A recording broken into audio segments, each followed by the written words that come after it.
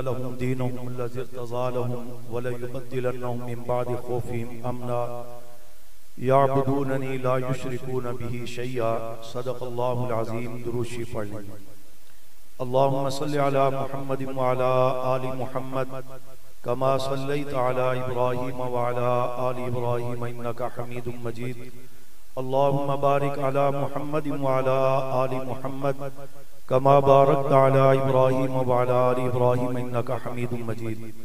قابل صد احترام علماء کرام، میرے ہم سفر ہم مشن ساتھیوں، اسلام آباد سنی علماء کونسل کے زیر اہتمام حسب سابق روایتی قدیمی جلوس خلیفہ بلا فصل خلیفہ اول سیدنا صدیق اکبر رضی اللہ تعالی عنہ کو خراج تحسین پیش کرنے کے لیے شایان شان طریقے سے نکالا گیا.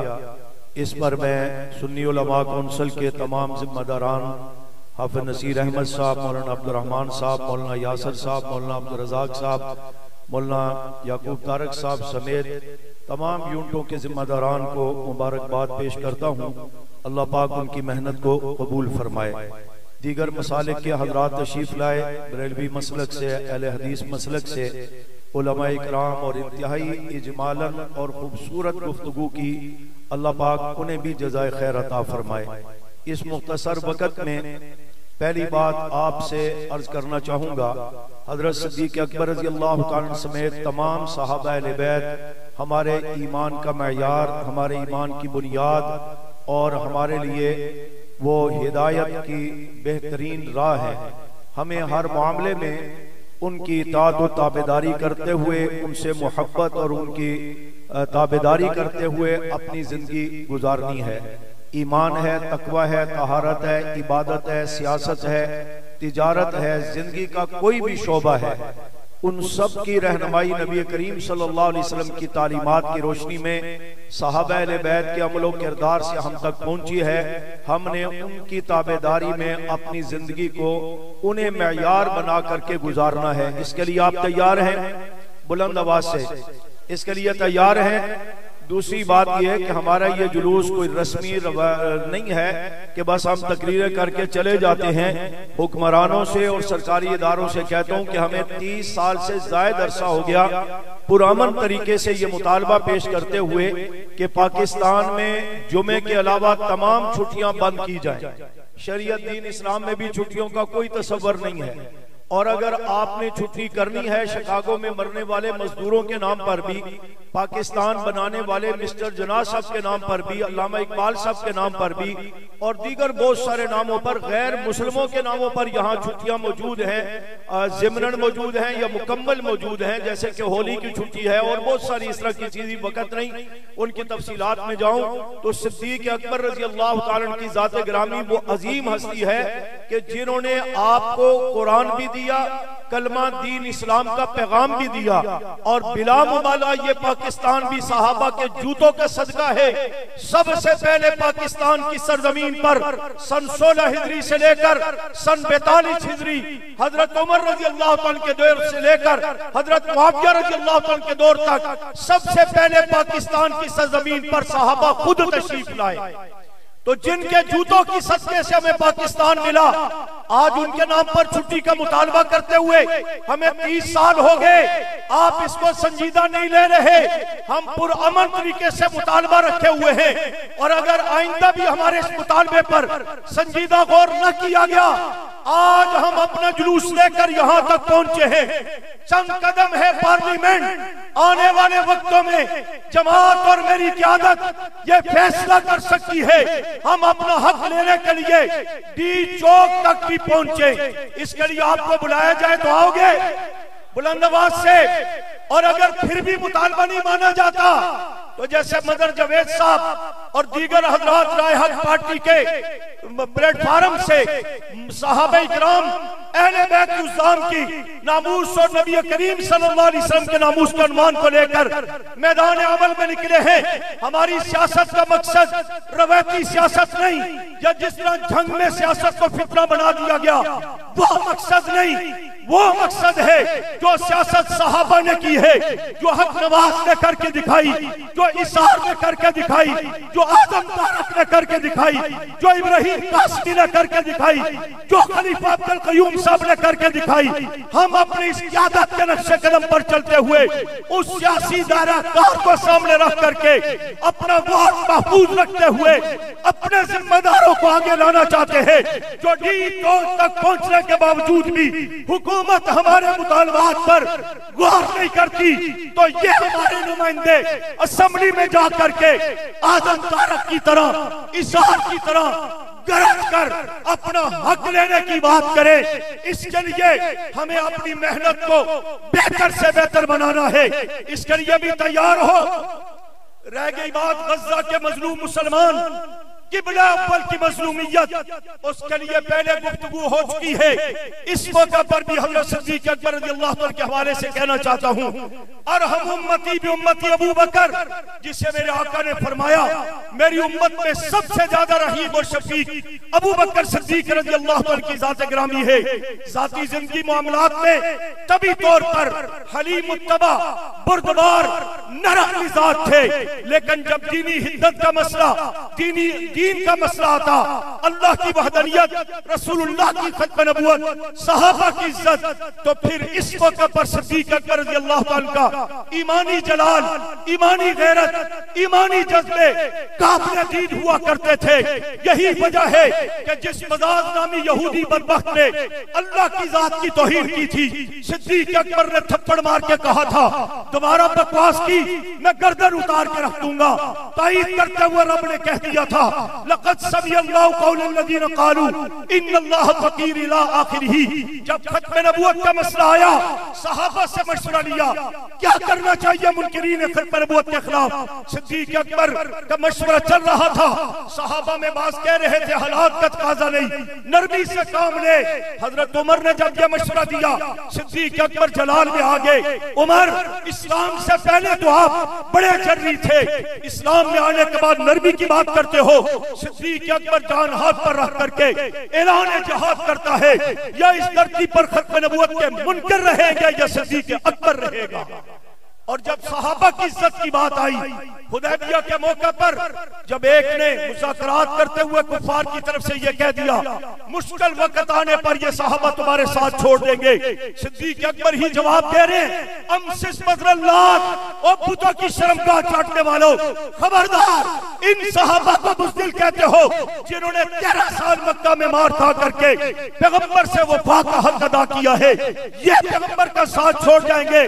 صدیق اکبر کے اس ایمانی جرأت سے سبق ملتا ہے، جنہوں نے وہ سکے والد کے منہ پر بھی تھپڑ مارا اور بیٹے کے منہ پر تھپڑ مارنے کے لیے ہاتھ اٹھایا کہ تم دشمن کی طرف سے آئے ہو۔ اسی صدیق اکبر اور ابو عبیدہ اور دیگر صحابہ کی صفت کو بیان کرتے ہوئے قرآن نے کہا تھا اولئک کتب فی قلوبہم الایمان۔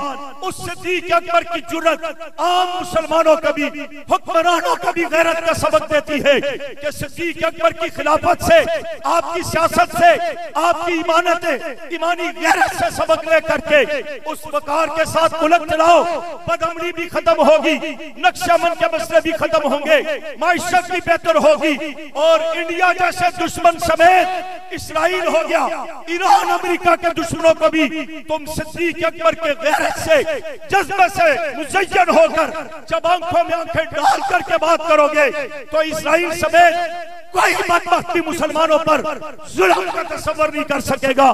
اس کے لیے بھی ہمیں غیرت کا مظاہرہ کرنا چاہیے نہیں کرنا چاہیے، صدیق اکبر کا یہ جذبہ بھی اپنانا چاہیے نہیں چاہیے۔ اور پاکستان میں الیکشن کا ماحول چل رہا ہے، پھر وہی چور، پھر وہی ازمائے ہوئے، پھر وہی ڈاکو، پھر وہی ملک دشمن، وہی علماء دشمن، وہی امن کے دشمن، وہی پاکستانی قوم کے دشمن، پاکستانیت کے دشمن باری باری لا کر انہیں مسلط کرتے ہو۔ ہمیں نہیں چاہیے ایسے حکمران۔ اگر اسلام کی نفاذ جو پاکستان کا بنیادی مقصد تھا اور پاکستان کا استحکام، امن چاہتے ہو تو صدیق اکبر کی خلافت سے سبق لے کر کوئی متقی پرہیزگار، کوئی جناب والا، صحابہ کا غلام، اہل بیت کا تابعدار آنا چاہیے۔ ٹھیک کہہ رہا ہوں؟ اہل بیت کا صحابہ کو حقدار تابعدار آنا چاہیے۔ جہاں تک عقیدہ نظریہ کی بات ہے، آپ کو پیغام دے رہا ہوں، صرف آج کے دن اپنا اس نعرہ عقیدہ اور حقیقت کا اظہار کر کے کہ خلیفہ بلا فصل ابو بکر ہے، خاموش نہیں ہو جانا۔ اس کو پاکستان کے گلی گلی کوچہ کوچہ میں اس عقیدہ نظریہ کو عام کرتے رہنا ہے کہ خلیفہ بلا فصل، بلند آواز سے، خلیفہ بلا فصل جس کو اللہ نے خلیفہ بلا فصل بنایا کون؟ جس کو نبی علیہ السلام نے پیشن گوئیوں میں اشارہ دیا وہ خلیفہ بلا فصل کون؟ جس کو عمر نے مانا خلیفہ بلا فصل کون؟ بلند آواز سے، جس کو عثمان نے مانا وہ خلیفہ بلا فصل کون؟ جس کو علی نے مانا خلیفہ بلا فصل کون؟ جسے علی نے بھی کہا خلیفہ بلا فصل کون؟ جس کے ہاتھ پر بغیر کسی تعامل کے بیعت کر کے خلیفہ بلا فصل علی نے مانا وہ کون؟ جسے حسن نے بھی خلیفہ بلا فصل مانا کون؟ جسے حسین نے بھی خلیفہ بلا فصل مانا کون؟ جسے معاویہ نے بھی خلیفہ بلا فصل مانا کون؟ جسے اہل بیت، حقیقی اہل بیت ازواج مطہرات نے بھی خلیفہ بلا فصل مانا کون؟ جسے زینب رقیہ ام کلثوم اور فاطمہ الزہرا نبی کی چاروں بیٹیوں نے خلیفہ بلا فصل مانا کون؟ جسے امیر معاویہ نے بھی خلیفہ بلا فصل مانا کون؟